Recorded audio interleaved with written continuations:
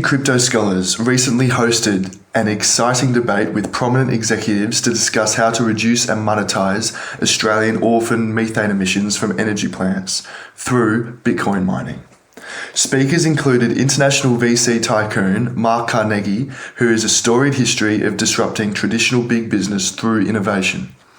Ian Love also joined. Ian was previously a director of Credit Suisse before he moved on to found and CEO Australia's very first blockchain investment fund called Blockchain Assets.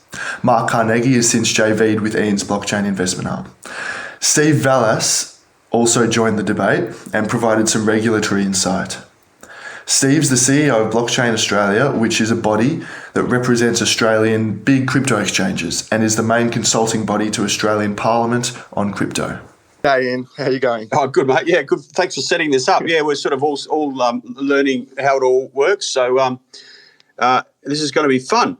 Who's going to kick it off, and who's going to come at me with some challenges? So I am going to try and start the interrogation because Gibson is more of a Bitcoin enthusiast than I am, as you know, being crypto maximalist and Bitcoin skeptic. And his point's consistently been made, stop being an advocate of Ethereum.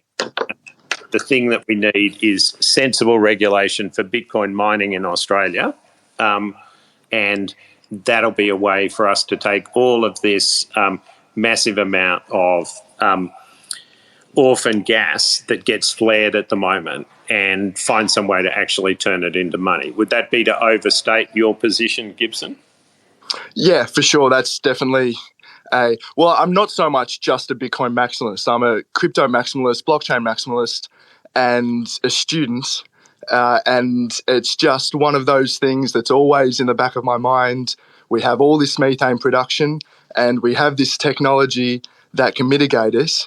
And it's insane to me that it doesn't get more media spotlight, that we can mine Bitcoin using the excess methane without promoting carbon emissive Bitcoin, which is the media spotlight. Bitcoin is bad. It uses more carbon more energy than a small country.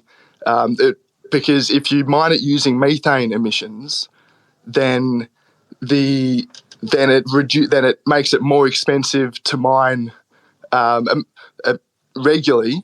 So the miners in, say, Georgia recently, there was a big crypto mining operation that closed in Georgia in America because it was too expensive. The more renewable energy projects we have that are viable, the less viable carbon-intensive Bitcoin miners become.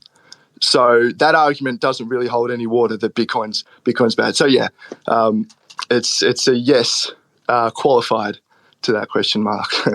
Right. And Ian, as somebody in Western Australia, have you seen any traction with people actually getting any of the Bitcoin miners using the recovered and orphan carbon? No, I haven't. It's not to say it's happened and I've missed it, but I am in contact with a couple of energy producers and a couple of Bitcoin potential miners that are looking to do it with solar and things like that. And none of those projects, I think, have advanced very far. Yeah. Because I saw one set of guys who had a Bitcoin mining rig that they were going to stick in a container and move around to capture this. But the big issue, at least as I understood it, I'd be interested in anybody else's view, was, look, the problem is the access to the chips, the ASIC chips are really, really hard to get. And so you get stuck because you're on the back of the queue, you end up with the old chips, not the new ones, and therefore the conversion efficiency goes to hell. Yeah, I mean, definitely getting access to the chips. If I've not invested in a crypto Bitcoin miner, and I've had plenty of opportunities to do so. And one of the reasons I haven't is ASICs, getting access to the ASICs, and one of the better miners out there, Bitfury, which is founded by Bill Ty. He's a ASIC chip maker in his early days. So I think that's really one of the key things you've got to be able to do is get access to and ultimately build your own ASIC and get them manufactured. Which is a huge job. Cost to do.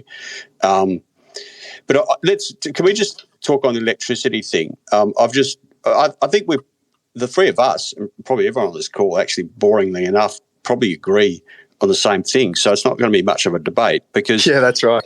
I think. But there is. I've just finished writing my newsletter for this quarter, and there's a brilliant report which I've copied and plagiarised to the billio from a company called Arcane Research, ARCANE Research, and it basically, it's really good. It basically sets out some examples where in Texas, where the CEO of the Texas electricity grid loves Bitcoin and loves Bitcoin mining, and there are four sort of reasons why Bitcoin mining can be, I think, the catalyst to help us transition to renewable energy. And the first one is that Bitcoin mining can be interrupted. You can turn it on and off, and a lot of electricity users, they're not in that situation. They need electricity on either all the time or they need it on at particular times. Bitcoin mining doesn't care about peak times. It can turn itself off if needed, and that gives the grid flexibility. The second one is that Bitcoin mining is location agnostic. There's no physical product that gets produced, so you don't need to sort of have transport of I've now made the product and I need to move it somewhere else. So it doesn't really care where it gets mined. The third one is it's modular, which means it can be scaled. And the fourth one is it's portable, which goes to that shipping container thing. But I want to throw out, and all these things we already know, I want to throw out another thought bubble here. Let's suppose, one of the big barriers in transitioning to renewable energy is the storage and the transportation of electricity. They're probably the two biggest barriers. There's no problem with the raw material, right? Sun or wind or sea. And there's no problem with the conversion mechanisms. We've got those already. The reason it hasn't become mainstream is the storage and transportation. And so right.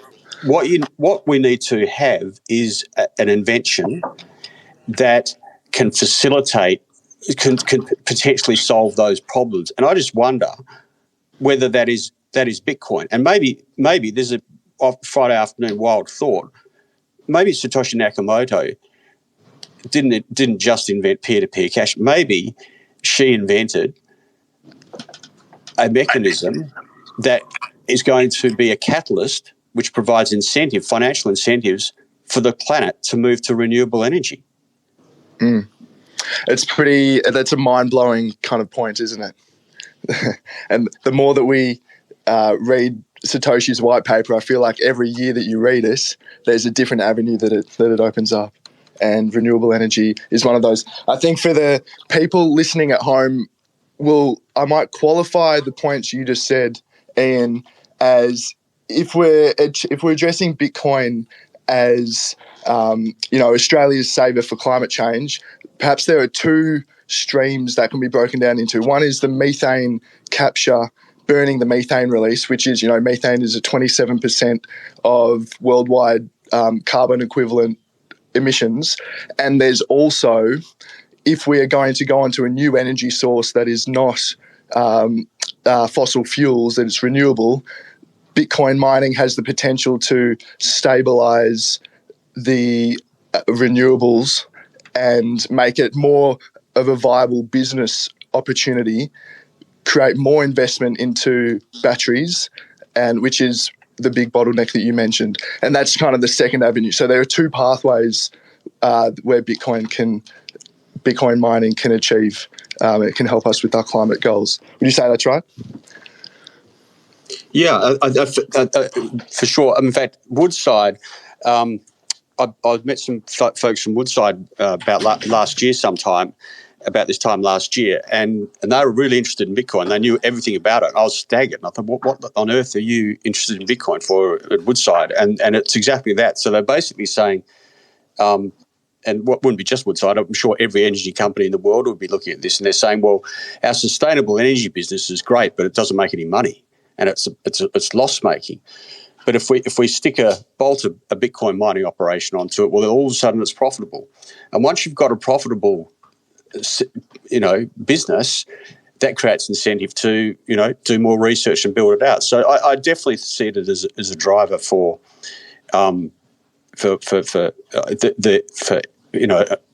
energy or environmental.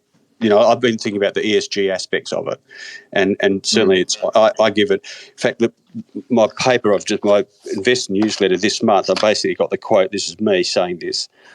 Bitcoin is the world's best ESG investment on the planet. Nothing else comes close. And I'm not a big fan of the whole ESG thing, because I think it's, it's a lot of, virtual signaling and all that sort of stuff. So I'm not a huge fan of it. But if you are going to, I think it's a lot, but if you are going to look at something from an ESG point of view, at least do it honestly and within some integrity.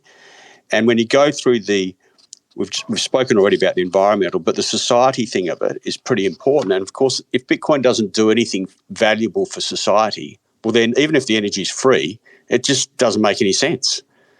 So I think you've got to firstly establish that it's worthwhile for society. And there you go down the rabbit hole of freedom money and versus CBDCs and all that sort of thing. And then the third thing is governance. And if you think about governance experiments around the world, and you think about humanity, we've moved from pharaohs to emperors to kings to prime ministers. Every time there's a decentralisation, it's better for humanity. And here we have Bitcoin proving that a completely decentralised money network can have laws and have control without any centralised control. I mean, from a governance perspective or a governance experiment, how phenomenal is that? Can we pull this back? Steve, did you want to jump in and have... Yeah, Mark, the reality listening to this do you need me conversation... to one of us to drop off to let Steve in? Fine, it was to do with... No, I think he's still a speaker. I think it works. No problem. You should be able to hear me on the mic. Can you hear me on the mic? Yep. Clear as a bell, mate. So the reality of what I've just listened to there is that this kind of conversation, I feel like the party pooper, this kind of conversation is too sophisticated for almost every room in the country. We haven't addressed the fundamental issues. You can't talk about this subject matter without people bringing into it a very clear view on what this space is or isn't. My life is on a daily basis sitting in rooms where people say crypto is a scam or blockchain is a scam or it is boiling the planet. It's very difficult to have any conversation where we talk about the merit or otherwise of Bitcoin in this case as a good ESG or otherwise outcome. You can't have this conversation because whilst the regulatory framework is as immature as it is, and one of Mark's bugbears, we talk about what people are doing or not doing here, state level makes it even more complicated. State level, federal level, international pressure. These are conversations that are you're just standing on a street corner yelling at cars most of the time. If you talk about the actual merits of this, you can't even get to that conversation most times. Yeah. So what's that biggest argument? Are you saying the difficulty is the regulation, or it's? I've heard something. A different way of doing this instead. And this was the reason why I wanted to have this conversation, Gibson, which is, I think Steve's 100% right, which is, crypto's just disappearing up itself with alienating all the people outside. I think you identified a far more important thing that sort of hides in plain sight, which is Australia has however many units of CH4 methane emissions per year at the moment, right? It just burns. Right, that is a fact which is nothing to do with anything to do with crypto. That is just a fact of being the world's second biggest methane exporter. Yeah, LNG. It's an inevitable consequence of that. Right. So then the question is there anything better than flaring in terms of efficiency to be able to do that? Given that we're trying to trying to improve the planet, nothing to do with crypto. Yeah? And the answer is no, for the reasons that Ian talks about. As it stands at the moment, the best you can do with methane emissions in Australia is flare them in, yeah? You just cannot hook it up to a grid. So To a grid, right. Okay, so you're saying without Bitcoin mining, the best we can do is flare it. to start with, Bitcoin mining hasn't been invented. We're not having that discussion. We're having a factual discussion about what is Australia. Australia is the second biggest exporter of LNG in the world after Qatar, and it does do a huge amount. Yeah, it does a huge amount of passive methane emissions. Yeah, and if you can't find some way to capture that and put it into an electricity grid, your only choice is to flare it. So what Bitcoin does is at least give you an alternative. Yeah, you can hook it up to something, a server farm, run it through an ASIC chip and get some amount of economic recovery. Yeah, whether it's economically viable or not is unclear, to do with the ASIC chip supply and a whole series of other things that are related. Yeah, but Australia needs to settle its international obligations, find some way to take the amount of carbon chain molecules down. And one of the ideas is going to be to recruit the spare methane and use it to power ASIC. Yeah. What I think we need to do is to work out on a reasonable basis, what the return on capital would be for that business at various Bitcoin prices, and see whether or not we can find some way to just make the point about CH4 emissions rather than about Bitcoin, which is, if you create an umbrella structure that says we're going to support trying to find efficient things to do with methane emissions, then we've got a chance. If we try and find some way to recruit people into Bitcoin, I'm with Steve. I don't think you've got a chance. But the point is, part of what we need to be doing to hit our 2050 goals is to be able to emit less methane. And we know already that the only way to do that, is with Bitcoin. I can also see somebody requesting a question. Marty? Yep, I'll... Mark, to add into that, they're very discrete conversations, and unfortunately, people conflate all of them. They assume if they're in the room with the right people, let's talk about policy agendas, let's talk about regional agendas, let's talk about economic incentives, and let's convince everyone about all these things at the same time, which is a terrible strategy because it's too overwhelming, it's unfamiliar in the way people are communicating. The two things separated out, which are sort of the policy approach and the way governments need to deal with this at one level. That's the kind of conversation that Mark just referenced, where you have to go there with facts and you have to cut away the narratives which mean a conversation can't even be had. It's something I do in perpetuity when it comes to issues of scams. I always say, tell me the difference between the scams. Is it a scam involving people inside or outside the industry? And once people do that, then they're very different conversations. So that's the policy side.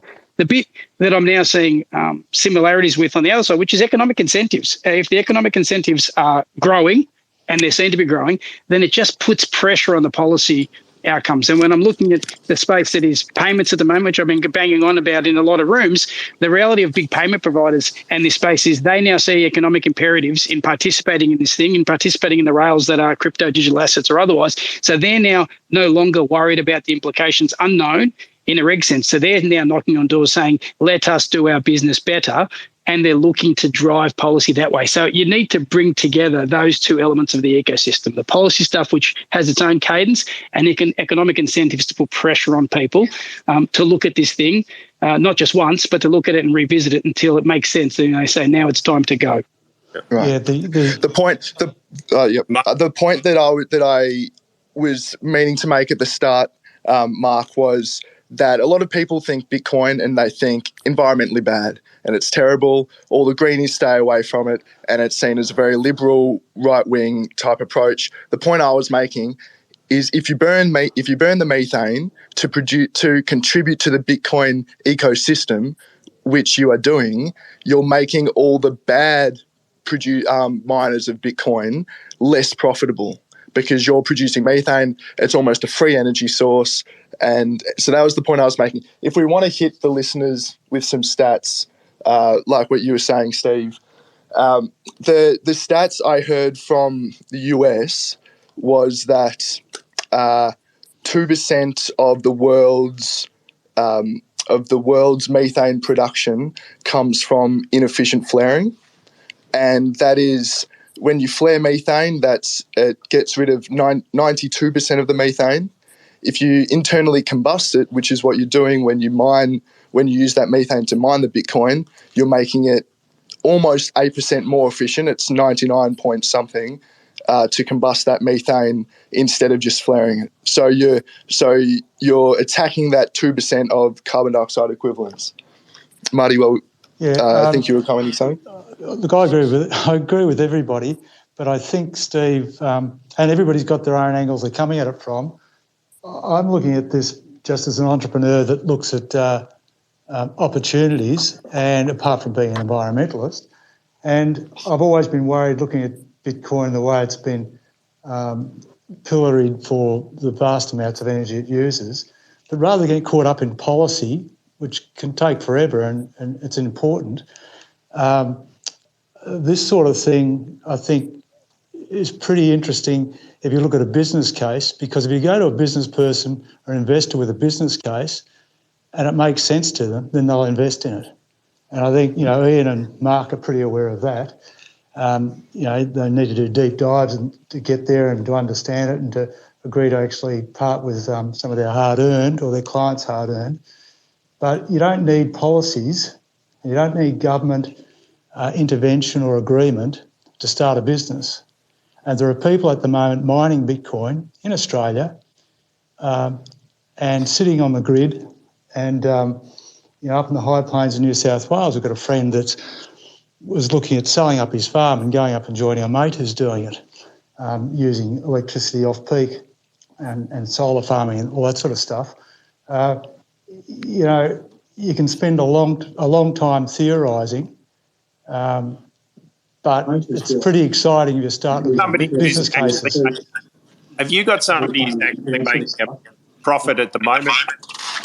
Sorry, just an individual up in the high plains of New South Wales. Gibby probably knows more about it than I do. We've got some farmer friends up there, and there's a bloke mining Bitcoin up there, up in Angus Taylor's territory. Yeah. A neighbour to Angus Taylor, the man that doesn't want us doing it. Yeah. Yeah. What's happening is it comes with the purchase of the land. So there are a lot of I'm pretty sure it's wind energy up there in New South Wales. There might be some. That's right. Some solar as well, and you purchase the property, and it comes with access to this excess renewable energy.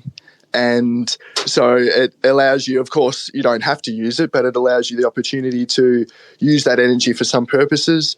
Our friend was going to use it for a greenhouse to grow legal cannabis and use the Bitcoin mining as heat to heat their greenhouse, and then also mine Bitcoin on the side. So yeah, they're the profitable enterprises. These blokes are really cutting edge entrepreneurs, and but it's a pretty good example of how people haven't got caught up in what's going on in the theoretical space and policy settings that are all necessary, but they know a hell of a lot about carbon credits and that sort of thing too.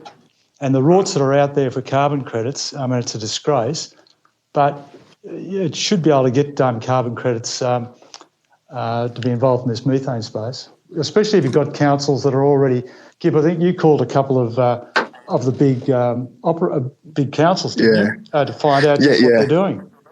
Yesterday, in preparation for this discussion, I did a bit of investigative journalism and called some of the big, because I read Dan Andrews' recent climate report, and he claims to have mitigated from 2006 to 2016 half of the landfill methane emissions. So I dug a bit deeper and clicked through all the links on the websites. It led me to a DNS government page. That didn't lead anywhere. So I called the actual landfills that were doing this. In America, 30% of all their landfills capture the methane, burn it, and send it back into the grid. So they're close enough to the grid that they're able to sell it back. So I called the ones in Australia. There's one in Belconnen here in Canberra. There's I called the city of Casey in Victoria, and they brick walled me. I said, I'm just a uni student. I'm wondering, it's great what you're doing for the environment. Are you combusting the methane?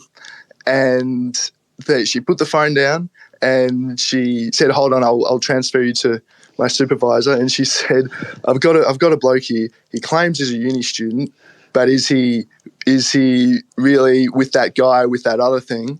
And then the other person came on and brick walled me and wouldn't give me an answer. But I got out of them. They're getting carbon credits for burning the landfill emissions, and it seems like that's their biggest business model. That probably just flaring. Yeah. No, they're combusting. So can I jump in? Flaring some others. Yeah. Could I just jump in relation to Marty's point, Marty? The theory and the reality, unfortunately, about not waiting for policy. It's not about waiting for policy. The challenge on the policy front is policy is being written that makes it harder to do this business. Across the EU and the US at the moment, there are more elements of policy being written that are saying if the environmental impacts of this technology are not known, or until an assessment in relation to them can't be determined, then effectively they're laying the groundwork for banning this kind of behaviour, which is what acts as a disincentive for people to actually invest in it. It's happening in the US. It's happening in the EU. It's also the case at the moment. This is a big deal. I think the SEC in the US is responsible. They're talking about ESG disclosures, which will add billions of dollars to the costs of businesses, where if you aren't able to disclose the ESG impacts of your investments and your behaviours, then you've got problems. So it is another layer of obligations and policy that are being put on top of this, which acts as another mechanism to dissuade people. So that's why it's very hard to have this conversation. And important, yeah. I just see a fellow there, Nick, with a lightning icon. Are you able to invite him to tell you how he's a Bitcoin miner and he's using green hydrogen? Yeah. I've just invited him. There's I'm trying to find. There's a I can't find it here. There's a similar startup. Not a startup. Someone waiting regulatory approval. I think I sent you, Mark, a gas producer in Western Australia who wants to use Bitcoin to reduce their emissions, Bitcoin mining, but can't do it, waiting on regulatory approval from the government. And I think this is where my point comes in from the start, that if the government were aware that these operations don't contribute to emissive Bitcoin mining, fossil fuel mining, it actually makes it harder for fossil fuel enterprise mining to operate and less economical, especially in this climate where coal prices have gone through the roof, gas prices have gone through the roof. These miners that are using those fossil fuels to mine are becoming very unprofitable. Then by deregulating, they're kind of stamping out the bad miners as well in the process, which is Bitcoin mining's natural evolution, but they're making it a bit faster. I've invited Nick to speak. Okay. Yeah. Okay. When you come, Steve, can you see any glimmer of light, given that you're the guy who's closest to regulators, and I'm in Singapore because I couldn't? Yeah, I'm nothing but confident, Mark. I actually think there's a way through. The concerns that I have in relation to it is the quality of the conversation in rooms is limited. I mean, I participated in the 2-day conference, which was a bunch of APEC country members the other day, and they're important because the reality is they're all soloing necessarily because of their responsibilities across a wide variety of jurisdictions and realms. This was a fintech conversation, but it was a fintech conversation that spoke about blockchain and ESG. Like, those conversations are not happening fast enough. There's lots of hope, but I think unfortunately, and this was a position I put to them yesterday, if there's a linear attempt to catch up and deal with these things, then it fails. What we need to do is convince people that the evolution of this technology happens so quickly, there at least needs to be in the short term a sprint that involves conversations that sort of happen in a multivariate way in order to kind of catch up to what the opportunity of the conversation is. Because the straight line version just means, you're chasing smoke is what's happening at the moment. So that's why I'm trying to encourage people to have multiple conversations and just see whether that can connect the dots a little bit faster. But the rate of interest or the rate of participation in this conversation is exponentially taking off. And that's why I mentioned the payment side. I think the economic incentives that live outside of the space directly will ultimately drive uptake. I think people get the sense now they have to move towards economic opportunities and returns that won't be provided through traditional asset classes. Well, I love Steve. It sounds really interesting, and this sort of project can help that whole regulatory area. I think rather than turn it off, can turn this on. And what Ian said there was Ian and Mark said about talked about the Satoshi. Having a far greater reach than we might have considered. That's what happens, isn't it? You invent stuff that's useful. People find more uses for it, which is pretty exciting. No, look, I think the summary here, and we've gone longer than anybody needed to, is I will try and find some more stuff about how we deal with the methane abatement, because I think that everyone knows is a problem. And I think it's a much easier thing to try and work out whether we can recruit something that's already, got momentum about it, rather than sit there and try and push the Bitcoin mining stuff, which I just think is really, really tough. I think, Steve, you're right, which is going to be easier in the payments ecosystem or the gaming ecosystem to get regulatory breakthrough than suddenly them embracing it. But if they put in place a thing that says you've got $30 a tonne or $50 a tonne for abatement for methane, that should give us an edge that really does count.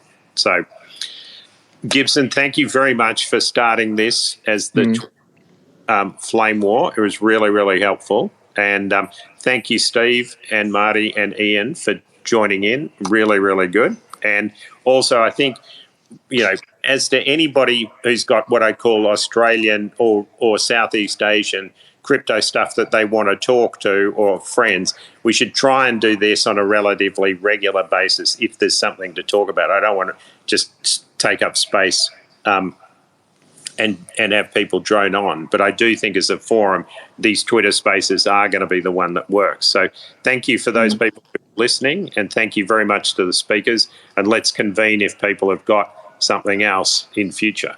Mark, could I just ask you, the future that you see for the methane combustion, do you see it just through the inefficient gas flaring, or do you see it through the landfills that we have in Australia as well? Because the stats that I have are that the landfills are producing 7.7% of carbon equivalent methane in the world. So I think that's a big one as well. I was in a business in that 30 years ago. So I don't know. I'm not the guy who can recruit that. What I know at the moment is, Stewie Nichols at Strike is sitting on top of just an absolute ton of gas, right? Is looking for every sort of angle to try and take down his carbon emissions. And if we could show him a competitive product, I'm sure he'd make it work. But at the moment, he doesn't have a stable regulatory framework to do it. So he's taking a whole lot of gas and turning it into fertilizer, yeah? And then the part that I haven't been able to figure out is, with the way the ASIC chips work and how that's controlled, I'm back to what Ian was saying, which is, that's a real confounder for here as well. But I just think coming out of today, the methane abatement and allowing this to be a viable alternative for that, for sure. I think you're going to find it really struggle, Gibson, if there's an ability to plug it into the grid to make this competitive. Well, there are 30% of landfills have the ability to be plugged into the grid. They're close enough, but 70% of them have no ability to be plugged back into the grid. Okay. Well, let me go and investigate, because I had not recognised how much wasn't there. Yeah. Sure. Thank you. Thanks, everyone. Thanks, guys. Great. Thanks, everyone. Good on you. Good talk.